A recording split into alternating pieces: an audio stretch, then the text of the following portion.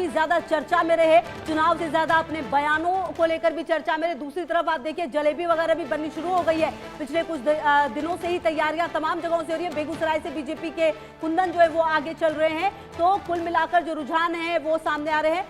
और विशाल जी भी लगातार हमारे साथ जुड़े हुए हैं। विशाल जी देखिए, अभी थोड़ी देर पहले जो कांग्रेस अध्यक्ष उनका बयान आया कि निष्पक्ष मतगणना हुई तो हम जीतेंगे। कहीं ना कहीं मतगणना हो रही है, निश्चित तौर पर भरोसा तो ये रखना ही होगा कि ये निष्पक्ष ही होगा। किस तरह की उम्मीद और जो ये फिलहाल कांटे की टक्कर नजर आ रही है, ऐसा लग रहा है कि इस बार आप लोगों की वापसी होगी, ऐसी उम्मीद आप लोग कर रहे हैं?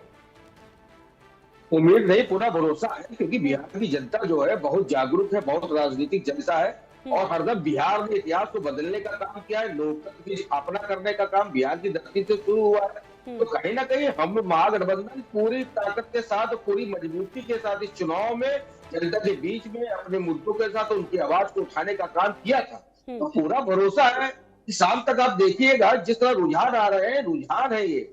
और बिहार ऐतिहासिक इतिहास को लिखने में अपनी एक अलग पहचान रखता है। तो कहीं ना कहीं जैसे आपके चैनल पे लगातार मैं सुन रहा था कि युवा वर्ग का एक बड़ा मुद्दा था, क्योंकि किसी भी प्रदेश की तरक्की उसके युवाओं ठीक है, आती हूँ विशाल जी है। आपके पास, बात यहीं से आप पूरी कीजिएगा। एक अहम जानकारी, 138 सीटों के रुझान जो है वो सामने आ चुके हैं।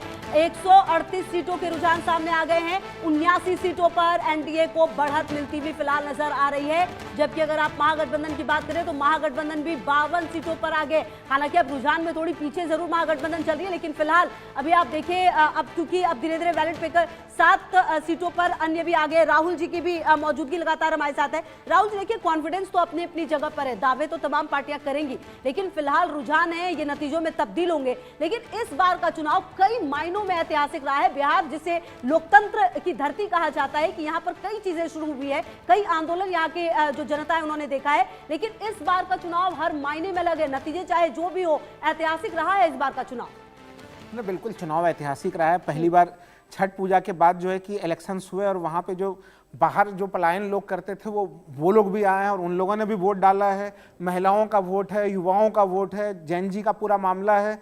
तो ये और अलग अलग सेक्शन में अलग अलग लोगों को बढ़त भी हासिल है।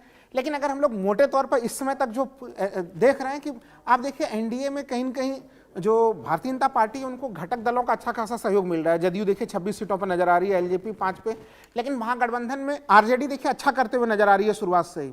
लेकिन उनको घटक दलों का जिस तरह से बड़ा सपोर्ट मिलना चाहिए था, उस तरह से वहां पे कांग्रेस के नंबर जिस तरह से बढ़ने चाहिए थे उस सीटों के रुझान के अनुसार, वहां पे वो नहीं बढ़ रहा है। तो ये ध्यान रखना पड़ेगा कि कांग्रेस का प्रदर्शन कैसा होता है, क्योंकि पिछले बार 70 सीटों पर कांग्रेस लड़ी थी और केवल 19 जो है वो जीती थी, और उसके कारण से कहीं न कहीं महागठबंधन का प्रदर्शन खराब भी हुआ था।